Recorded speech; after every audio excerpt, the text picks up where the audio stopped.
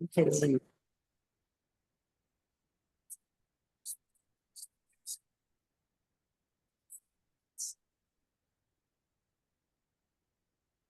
everybody. Thank you for joining our last Native Voices seminar for this series until we pick back up. Before we begin, I'd like to show the land. We respectfully acknowledge the University of Arizona is on the land and territories of Indigenous peoples. Today, Arizona is home to 22 federally recognized tribes, with Tucson being home to the O'odham and the Yaqui. Amid the diversity and inclusion, the university strives to build sustainable relationships with sovereign Native nations and Indigenous communities through education offerings, partnerships, and community service. So to introduce the series, the Native Voices in STEM series is co-sponsored by the Indigenous Resilience Center, the University of Arizona, Sloan Indigenous Graduate Partnership, the Water Resources Research Center, the Native-FEWSS Alliance, and the Office of Societal Impact. The seminar series highlights Native scientists, engineers, educators, leaders, and social activists, providing students with an opportunity to network and learn about the research and careers of Native leaders in various fields. Each session includes a Q&A segment at the end, where all attendees are encouraged to engage with the speaker, ask questions, and participate in the discussion. So today I would like to introduce our speaker, Dr. Renee Tsinigine Holt, who is the Diné member of the Nez Perce tribe of Idaho and was raised on Navajo Nation. She's a postdoctoral research scholar at the Indigenous Resilience Center and earned her Ph.D. in cultural studies and social thought in education with Washington State University. Her research focuses on Indigenous healing, ancestral knowledge, and resilience-based environmental sustainability. Dr. Holt has worked extensively in Indigenous education, previously serving as a postdoctoral research fellow at the University of Idaho School of Law and the American Indian Studies Department. Collaborates with Native communities to develop culturally sustaining educational initiatives and environmental stewardship programs. Her work emphasizes Indigenous-led research and the integration of traditional knowledge in higher education and bridging community outreach STEM education. So if we can take a moment to welcome Dr. Renee.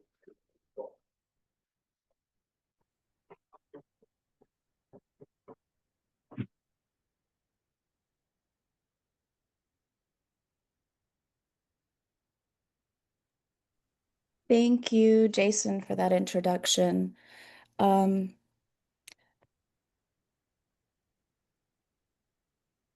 just want to start real quickly. I don't know if I stop the share, Ruth. So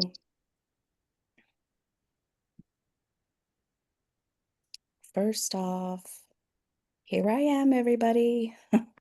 Hello, thank you for joining us today. Yate, She'e Renee. Oh, I'm sorry, hold on just a second. So before I really begin, Ruth, when I need to click, I have my screen on and I just need to click next, right?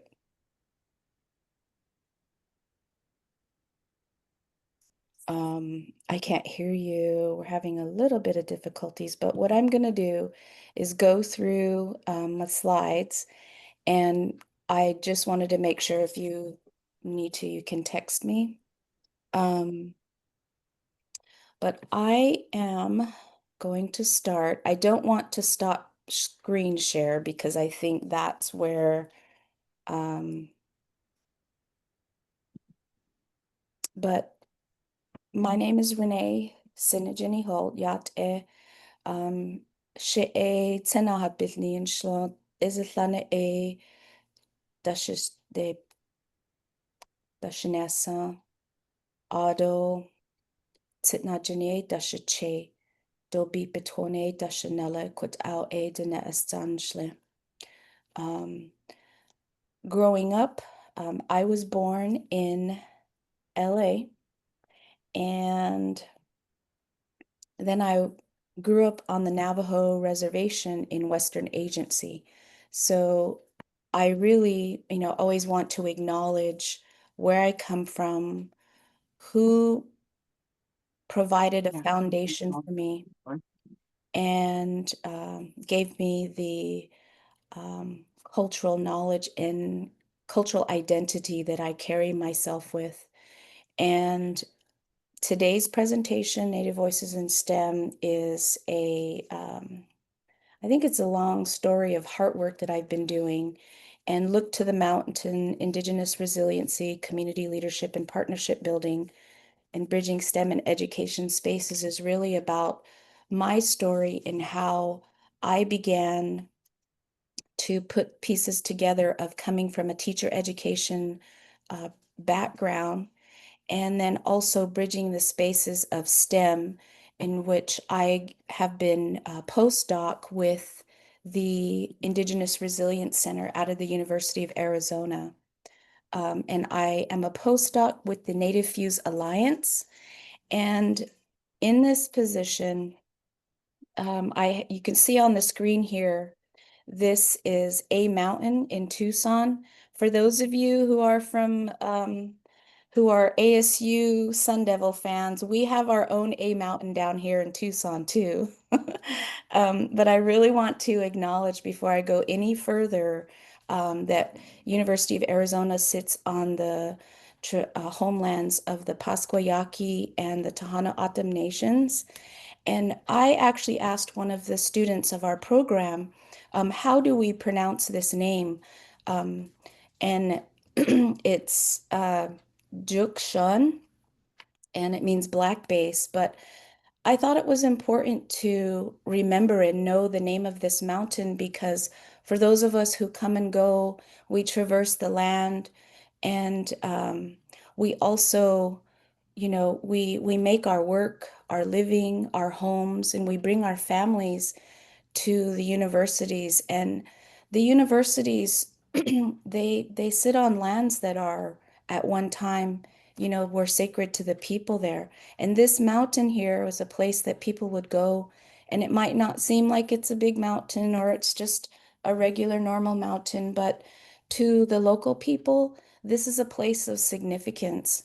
And so I'm blending Look to the Mountain, that was written by Dr. Greg Cajete in 1994, with also the metaphor of looking to the mountain today, and how wherever we go as Indigenous people, there's usually mountains that are of sacred significance. And for the University of Arizona community, this is one of the mountains. It's not the only mountain, but as you can see, there's an A, and that's actually something that, we can easily erase if we don't remember. And so for my colleagues, for students, for friends, family who, traverse the area of Tucson, and you see a mountain, that is a place of significance for the Tohono O'odham and Pasquayaqui nations. So I wanted to begin with that.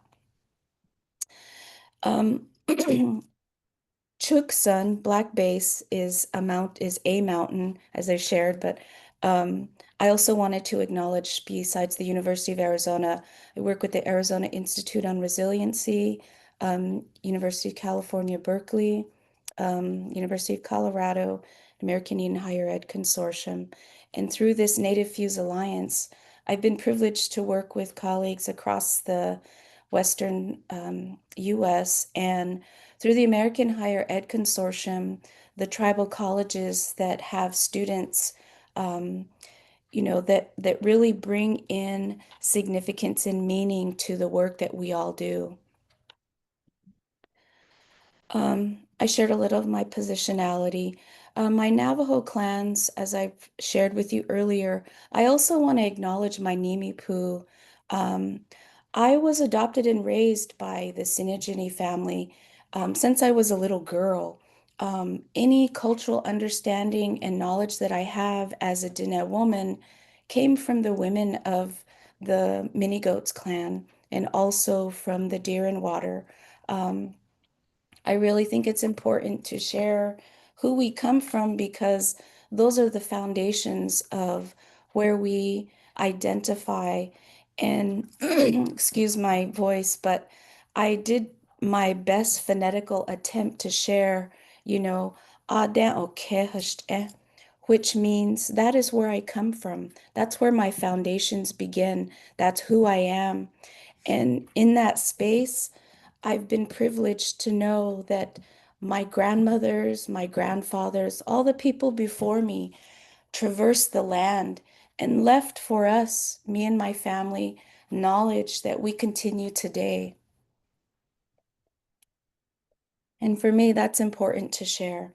On my Nimipu side, my auntie, my Bijas, they're very in a very respectful way. They always, they tell me you share who you were raised by, but you also acknowledge your family. And so I always put in there who the Hill and Escapo fans that I come from. From these family cultural backgrounds is where I've learned about my own positionality, the epistemological views that I have, not only from education, but also just in a holistic manner, how I was able to develop my theoretical framework. And the positionalities that I carry with me are those built from my ancestors and my grandparents before me. I wanted to share about a little of where um, Greg Cajete's vision and the importance of land-based education. From an educational background, some of the things that we often look at when we're creating and developing curriculum, we look at pedagogy from the eyes of how we understand and know the world, the epistemologies.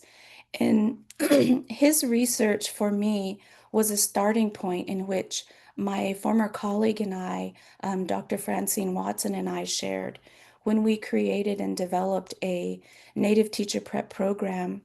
And in that space, we found healing, identity, and also ecological stewardship. The land-based process that we experienced it really began from our students. Our students' identities of where they came from. We worked with 9 different nations. And when we look back on that, that was a pretty big ordeal. But in that process, each of our students shared with us their understanding of the world, how they knew where they came from, how they understood what they wanted to do with their schooling. And becoming a teacher, is a pretty grueling process. And I don't have to belabor it for those of you who work in education. You know that it is also a time-taking process. Excuse me. I do apologize for my voice.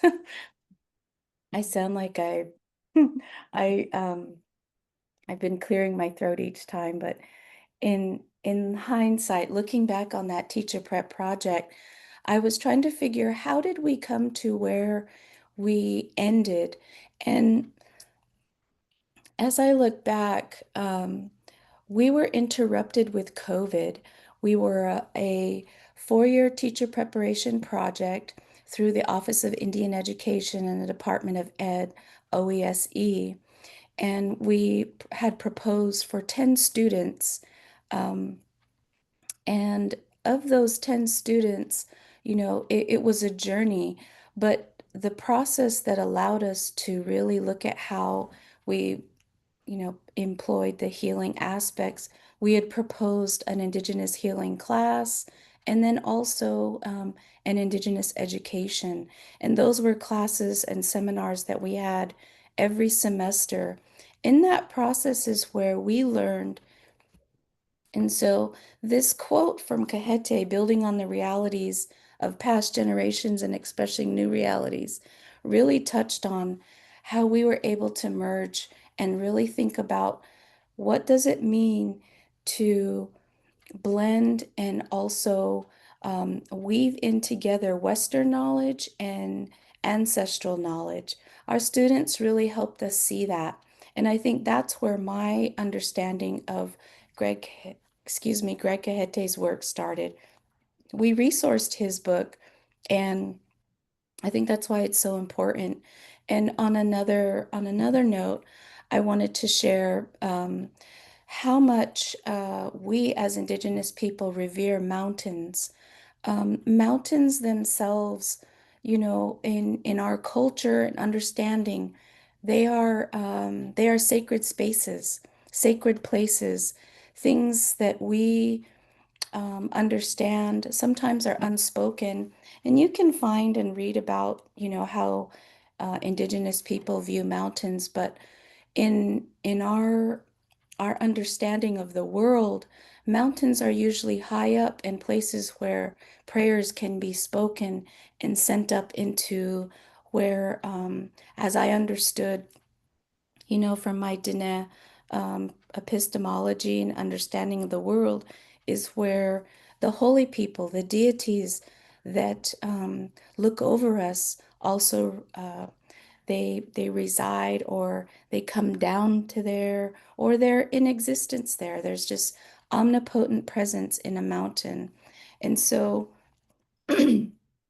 this understanding and way that we know of the world, really, it comes from a place. And so look to the mountain is a reference to that. And I wanted to just leave this before I go to the next slide for each of you to think about.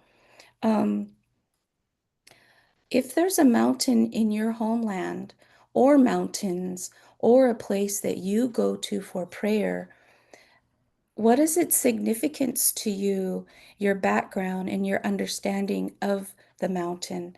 How does it come to be in your daily work and all the things that you apply when you're in a proverbial sense, climbing that mountain? You hear about that from people, and it's always a reference to something, right? It's a challenge, but in our way, hiking up a mountain is really a place of prayer and reverence.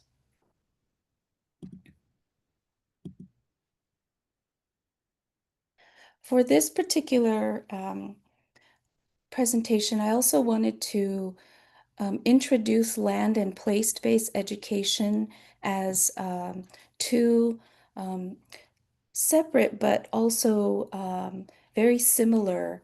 And for this particular part, for those of you in education, you may know Cal Drone, speaking back to Manifest Destinies. And she really explained to me how to contextualize land and place-based education. We must first acknowledge where and whose land we are on. How did we come to where we are located? And also bringing up that, that ugly R word of research by our Professor Smith in her Decolonizing Methodologies book. And I think to contextualize land and place-based education, this is where we can also bridge STEM into education as a discipline. Oftentimes we hear STEM, science, technology, engineering, and math. Well, recently, I heard someone introduce STEAM, and the A wasn't so much for art as I had heard it before, but it was for agriculture. And I thought that was a concept because I thought, well, maybe that falls under, one of the other areas too. But in looking at what agriculture is, we have farming, and this is where FEWSS comes in, the whole I think energy and water and systems that come under there are really a part of what STEM can be for students in the classroom. And K through 12 classrooms, as I understood, are really more, I think, developing and helping shape young minds. Whereas in higher ed, it's actually the application and where we get to put into practice what we learn. And so when I ask that question, how do we come to where we are located? It's really a question for those who may not be from where they live or where they work, or they might commute and go to a place for work, but we're always in the place of someone's ancestral homelands. And when I travel and go to Tucson, as I've been, I look at the landscape and I see these mountains, but they are so unfamiliar to me. I don't know the names. Sometimes I even feel a little lost because if something, catastrophic would happen, I don't know where water resources are. I don't know where the source of, you know, um, safe water and just the urban landscape that meets the reservation is so much different than, say, going north up onto Navajo, where it's similar, but you know, growing up, from what I remember, there are places and areas where I know there are water sources. And when you're in an unfamiliar territory, it can be a little scary. And so I think about that. Where do we come to these spaces of knowledge and how do we know? Um, I often look at where I've come from and where we're going. Um, excuse me. I do apologize for my voice, but I did catch something. And I also thought that traditional learning methods as a foundation for my education journey involved storytelling, ceremony, and observation.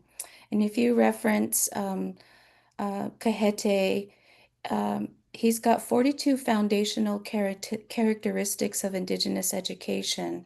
And I counted them, I went through and listed them out, and some of them are pretty simplistic. They seem that they're fairly easy and could be used, but they also looked like they were in K through 12 classroom application modules or teacher practice. And I also looked at it as an opportunity to create something for teachers in their classrooms and not so much just be an A K through 12 student learner.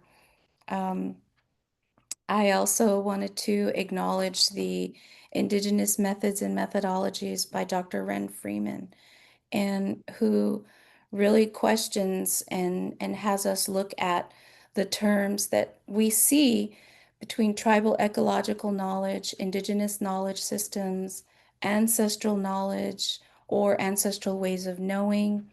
These are terms that, Indigenous communities look to um, find meaning and also to make meaning of their practices. And oftentimes we forget, that Indigenous knowledge may not be found in a textbook. It may be found in a classroom that is not in a Western classroom either.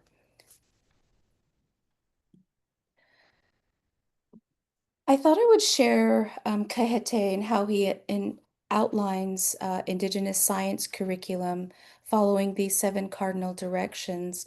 Um, I juxtaposed this place-based to the land-based, but really wanted to see how he sees the east, the south, the west, and this is I do understand and I'm aware it's from a Pueblo perspective.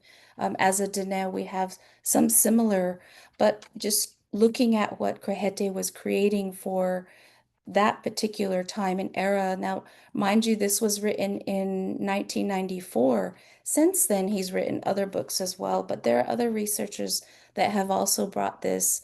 And I think between tribal ecological knowledge, indigenous knowledge systems, tribal, I think they're just tribal knowledge, cultural knowledge. Those terms are based on the individuals and the communities that they come from.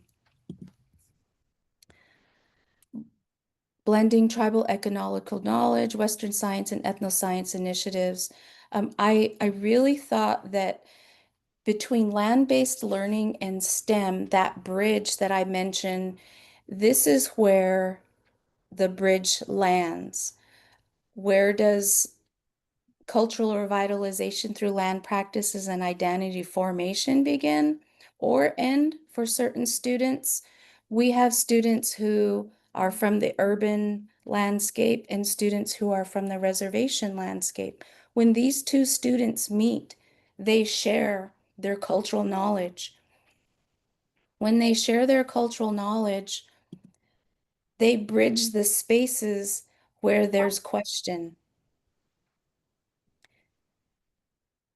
This is the space that I think many of us experience and get to know people when we get to university.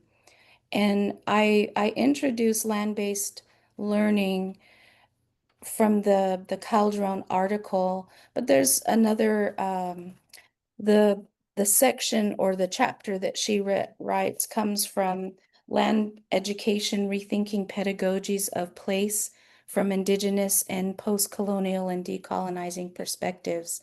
In that book, there are several teachers who also share what they're working on and how they make meaning of what land base is.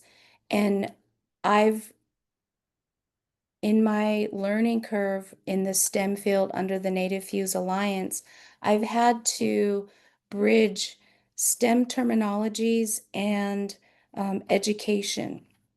And the learning curve has it's challenged me at times. I don't know if there's anybody out there that can relate to this, but when you blend and have two disciplines, education and science, there is some gear grinding. And when you're creating curriculum for K through 12 classrooms, you know, I think that bridge is the cultural knowledge. So who are the cultural knowledge keepers and who identifies these from a community perspective? In my experience, the quote unquote experts in Western terminologies may not have the said expertise in cultural knowledge of the community. They might be well versed in the Western context. You know, they may have all the research terminologies. They may even have all the stats. However, from a cultural standpoint, they lack the knowledge that comes from the land. And that's the space where I think a reservation and an urban landscape, these two, they juxtapose, but they also blend. And that's where that bridge that I mentioned. When I ask where do we go from here, I look at what does this education space entail and how does it bring people together and then where are the science, the pieces that come there? How does land-based education help reframe Indigenous identity in urban settings? For those of us who, you know, live in the city, have been here long enough, um, going back to the res, that's home. That's where we regroup. That's where we find ourselves, and that's where we reconnect. And for me, I look to the mountain when I get anywhere past the city limits and I start seeing more land. I look to the mountains to see if there's still snow. When I get back home down south or up north into um, northern Arizona, you know, the San Francisco Peaks is a site of not only comfort, but coming home. And it's also a significant place of spiritual retreat. Interestingly, you know, the city of Flagstaff is right below, but there's still a solace, there's still a place of significance. And many of our neighbors, people in the area from Hopi and, you know, Apache. There's people that come through to the area and see the San Francisco Peaks as a significant place. And that question are what are best practices for integrating Indigenous spirituality into curriculum? When I shared Look to the Mountain, it can be as simple as sharing with students in a K through 12 classroom where the local mountain, maybe it's a hiking area or a place that you can, you know, camp out. Those are areas and spaces that I think you can bridge education and STEM. Here are some resources that I've cited, and I wanted to take the time to also open it up so that if you had any questions, we could talk a little bit about that. But here are the works cited for this particular presentation. And I think developing my scholar identity really comes with how I came to understand Indigenous education and STEM as a postdoc at the University of Arizona through the Native-FEWSS Alliance.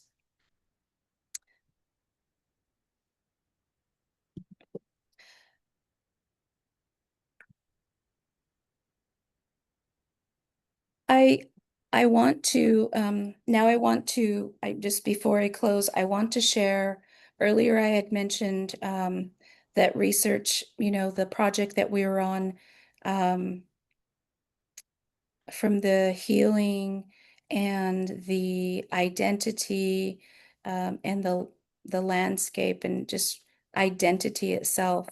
I had to read, and I've been reading, but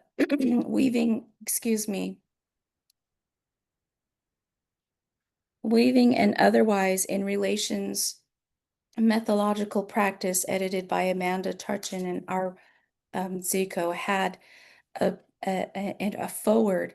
And I want to leave this with you all to help you understand how my research and education was actually what led me to the healing journey, the education, development, and curriculum, the teacher preparation, and then also the ability to work with the students that I was able to work with, and then also to form my own research. When we're developing our research in the academy, we're taught that, we have certain methods and practices and processes that we're to follow, but we also have similar in our Indigenous ways of knowing. In Diné, we have Huajon and the philosophy of life. It's a lot of it is balance. And I've experienced spaces and times and moments where I don't feel like I'm balanced. And believe it or not, there are times where I would bury myself in reading and work to help myself. And there must be some research on that. And so it led me to this book. And there's a section in there. I don't know if any of you have read The Salt Eaters, but in this book is essentially about healing, but it was written back in the 60s and the 70s. Um, a real simple book, easy read. But in there, Lay Patel basically asks us to think about this, but she says in the forward of the book I had just shared, uh, in a reference to when we are ready to begin our healing, we are ready to begin our learning, we are ready to begin the processes. In this book, The Salt Eaters, she shares that it echoes across time and space and feels fitting as you step into relation. And she asks, "Are you sure, sweetheart, that you really want to be well? Just so's you're sure, sweetheart, and ready to be healed, because wholeness is no trifling matter."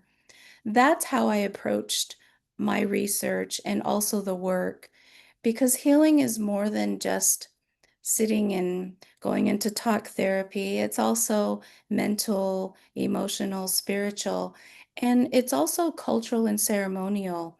In that process for me, and working with the students, I realized I had my own healing and also research to develop. And that is the basis and premise for where I've been and also wanting to go with this work. I also think one of the big factors in creating this bridge between land, place, curriculum, and even student-centered mentoring, all of these spaces that exist within the academy, there's this foundation of cultural knowledge. That's where I have been, I think, and also wanting to further develop just want to pause for a moment and ask if anybody had any questions.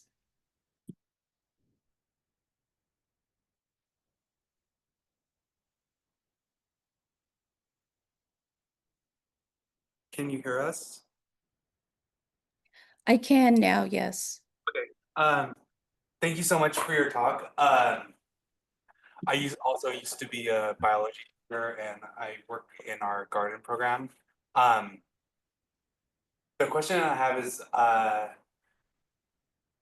so how do you like navigate between, for teaching like traditional ecological knowledge in public setting? How do you navigate between teaching traditional ecological knowledge and then also like protecting like sacred knowledge that's not meant for like public dissemination? Oh, that's a great question. Um, I will tell you that I think there are certain conversations that can be had outside of a classroom, and then also online. It can be tricky. I I've seen some things online that were a little, I think, questionable. And I think when you have elders like I do, um, like I can tell you now, my aunties are on here, my sisters, my cousin. When you have elders, there are certain things you just won't do. You won't say because we're taught not to. And it really comes out in the sense that when you have an elder that tells you something that's just for you in a space, you will know when it's okay and when it's not. I in our teacher prep program was very sensitive to our students when they needed a space of prayer, a space of acknowledgement, and sometimes just a quiet space. And we often began with prayer, and our prayers were always real simple as we needed. But we had an elder in our project. We actually had two resident elders, and one was Zuni and the other was Spokane. And they each began their prayers similarly, but they were also different.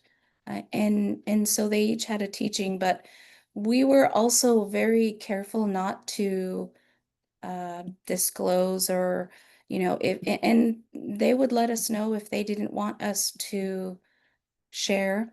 And so that's why I say when you have elders, you will know when not to. Um, and you'll also know what to share. Those are teachings that I think come from your family and in your community. But I've been very careful not to post photos or share when we were in that space.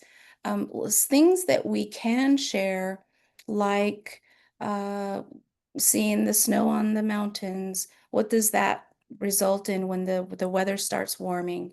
The snow is going to melt. It's going to affect the water, the runoff. It will make the water run higher.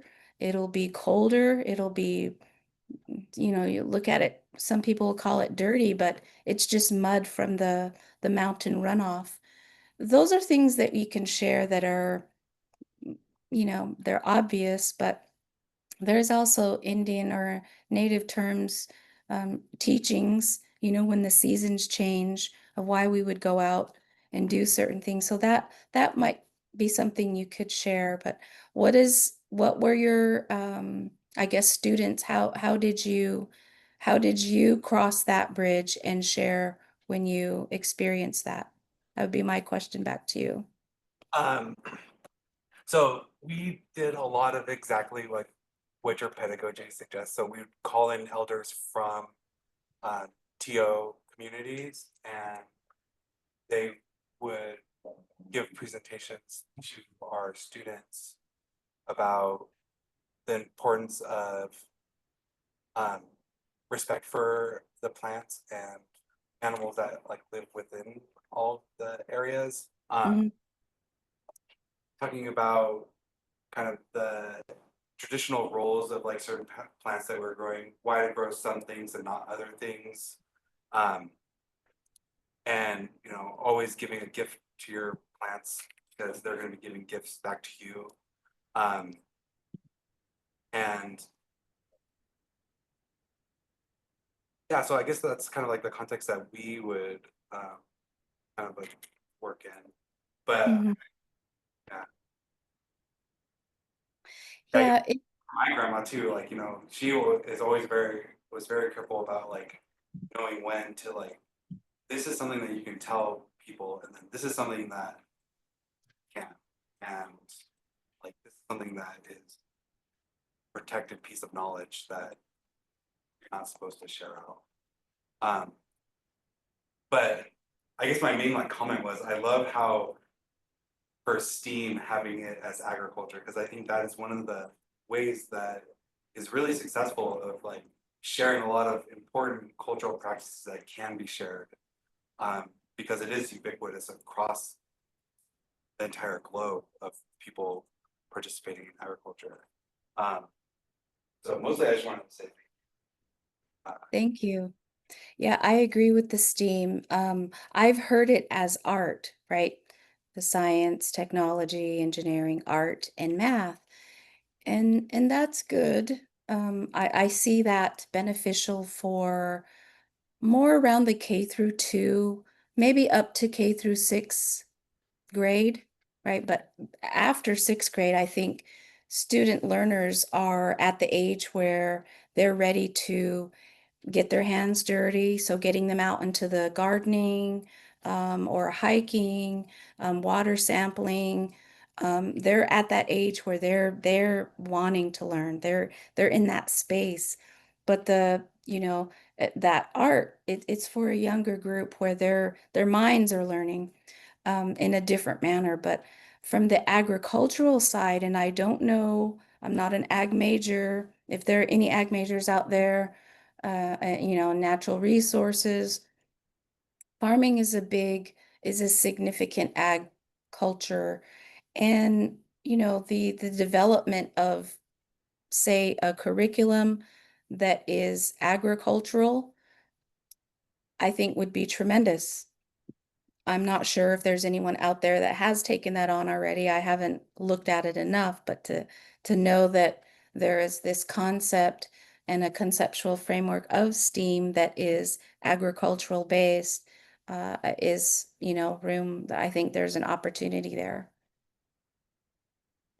Does anyone else have any other questions?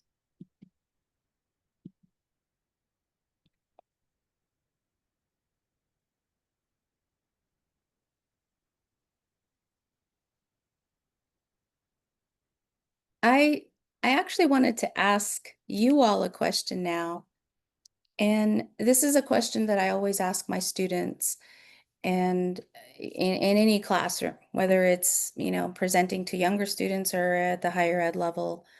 And it's, who was your favorite teacher and why? Why was that teacher? And I'll leave that with you all so you can think a little bit more on what does that mean to be the kind of teacher that leaves an impression, and then also one that also helps you to develop, whether it's your scholar identity or your research, and then it can be any teacher, right?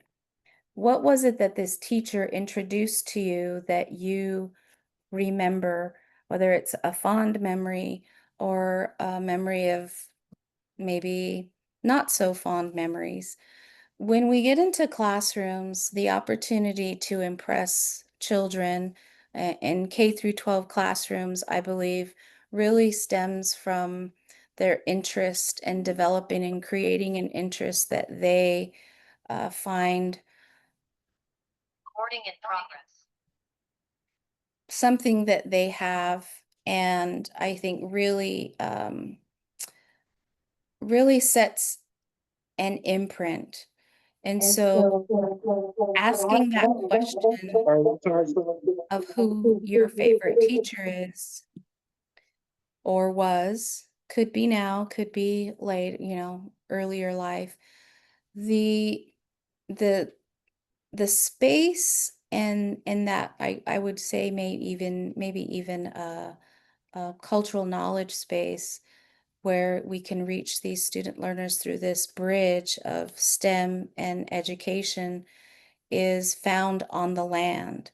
And if you can create your curriculum or develop an idea of how your classroom could include that, I believe that's always beneficial and helpful, and regardless actually of what grade level you're working in, because anybody who, appreciates and loves getting out onto the land will appreciate that fresh air, and this is kind of referencing to COVID and what students of our project had also experienced, and that was we were online and getting out onto the land was something that we all welcomed, just to get out.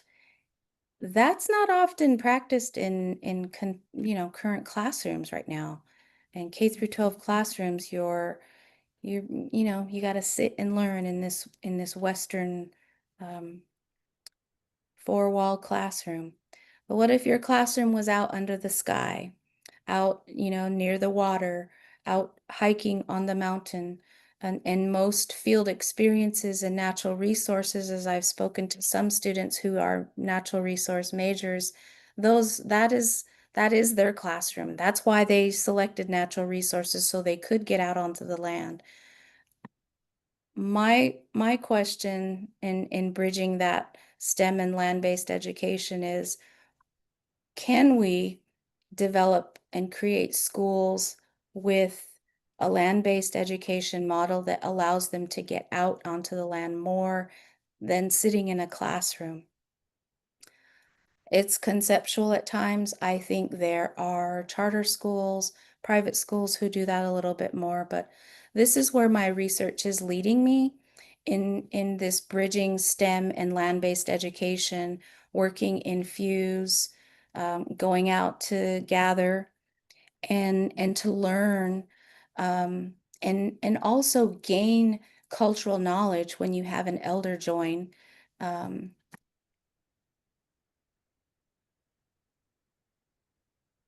And yes, yeah, I think learning, as we see in the comment from Dr. Hartwig, a safe and fun environment to learn embodies trust from the student of the teacher. And my favorite teacher was Mr. Darrell Scott. Thank you for sharing that. I think one of my favorite teachers was my 5th grade teacher, and she had went to Europe over the summer, and she brought back these rocks from I don't know where, but it wasn't Stonehenge, but she showed us pictures of Stonehenge that she had went to visit and wanted us to understand and know, there's another side of the world, of course, but I had no idea about Stonehenge up to that point. Little, did I know what she was leading us to. We lived, and mind you, in 5th grade, I was going to school at Page Elementary.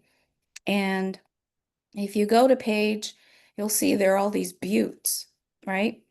And she basically said these buttes are older than Stonehenge, that those were built by people, whereas these were built by Mother Nature. And that was a part of our science class. And I've never forgotten that. And a few years ago, I went back home, back up to Page, and one of my cousins worked at the local, at the airport, and my niece was there. So we got to ride on a helicopter. And would you know that we freaking flew up and landed, and we were up on top of Devil's Tower? And there were tiny ants that lived there. There's vegetation up there, believe it or not, but it was so It was amazing and also scary to be up there and to know that the land of my grandmother used to share that she used to herd sheep around there and take the sheep down to water as a young girl. And there I was on top of Devil's Tower or Tower Butte looking around, remembering my grandma. She would have probably been amazed if that she could have done that. But yeah, that's just something to think about for getting out in the classroom, or out of the classroom. Alice? I really enjoyed your talk, and we were looking forward to seeing you at UC Berkeley, but I hope we can set up a separate meeting. Do you know Jessica Benally? I don't. I would.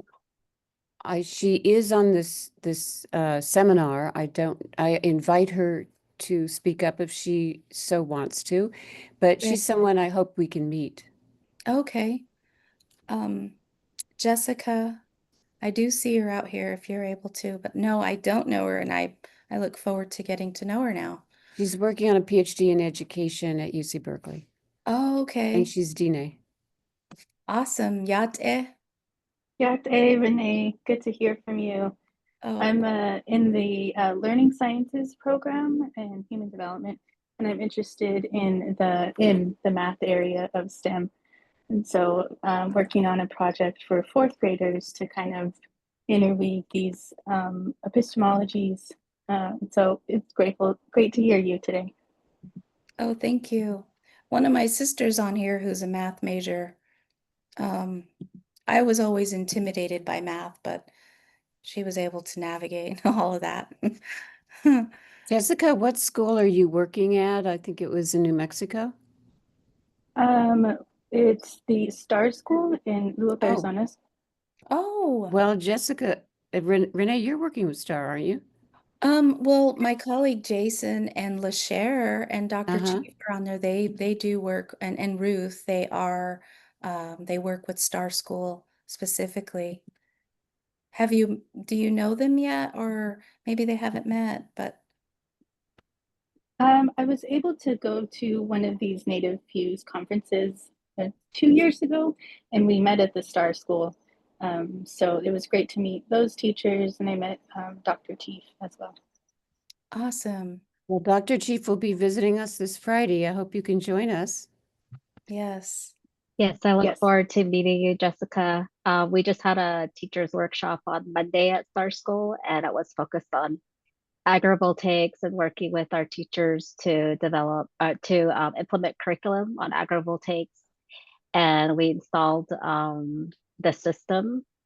And one of our graduate students, whose name is LeChee Pacheco, who is a PhD candidate in education, is actually developing activity and curriculum that incorporates weeding and plants. So she might be somebody to connect with.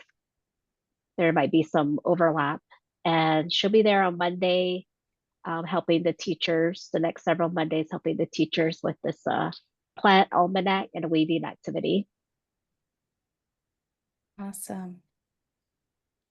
Thanks for including me. I'll look forward to following up with you all. Thank you. Thank you for those questions. I see a comment by Carrie McCormick on STEAM, and what a concept, which was agricultural, architecture, and arts. My specific focus was architecture, which was bringing elders to share the indigenous knowledge of the built environment and space making with inclusion of culture that natives have understood from time immemorial. The children love that is so awesome. That's really awesome. I think bridging the STEM with education, and now mind you, I'm just someone who is just education solely, and so the STEM that I've had to learn as a Native-FEWSS postdoc, the learning curve has been it's been tremendous for me. Like I've had to go over my own proverbial mountain and reading through scientific and scholar articles that weren't challenging. It was interesting, but without that complete undergraduate background, and I've had a lot of reading to do, the understanding of STEAM that I had was really just, it included the art. And so when I heard of the agriculture and now architecture, those are science-based learnings. And I think that that is where, we can really pick and ground, young learners into the STEM fields, which is where I find myself more and more leaning into that. And I actually attribute that to my postdoc with the FEWSS Alliance. And so there's so many people to thank on that.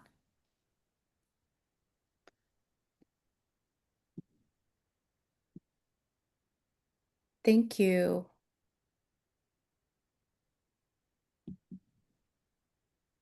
We're going to go in next to a student focused session. And I just want to say thank you to everybody who's joined us from outside the University of Arizona, out across, and also just Indian country, and appreciate everyone for joining and taking the time to sit and listen as I develop my research scholar identity and developing my writing, my paper. And Katsi Yao Yao, Cheryl, to my Deja, and my sisters that have joined. Thank you, everybody. And we'll go into our students, I guess, segue into our student session. Round of applause for Renee. Thanks, Jason. Thank you. Thank you, Renee, for taking the time to share with us today your story, your journey, just being open about where you are in your own journey as you try to find your way through academics. Really do appreciate that. Find the knowledge. And so also want a big thank you to everyone as well who joined us and to our co-sponsors. That's the Indigenous Resilience Center, the UA Sloan Indigenous Graduate Partnership, the Water Resources Research Center, and the Office of Societal Impact for making this seminar possible. So this actually concludes our Native Voices in STEM Spring series. Thank you for your engagement and participation. We do encourage you to stay connected. We'll be sending updates in the coming months. So you can tune back in for our fall 2025 series where we'll continue to highlight Native leaders in STEM. Before we officially close, we invite students who would like to stay online for a more informal Q&A to do so. It's really just a great opportunity to network, ask questions, seek mentorship, or engage in discussions with Renee in a more smaller and student-focused setting. So again, thank you all, and we look forward to seeing you in the fall.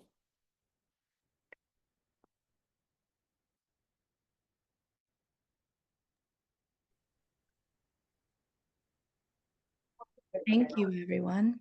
A reminder, can I have the individuals sign in? There's a sign-in sheet here at the end, please. Thank you. Yeah, that was great. Thank you for coming in, stopping in, everybody. Grab some snacks. I wish I could have grabbed some snacks. You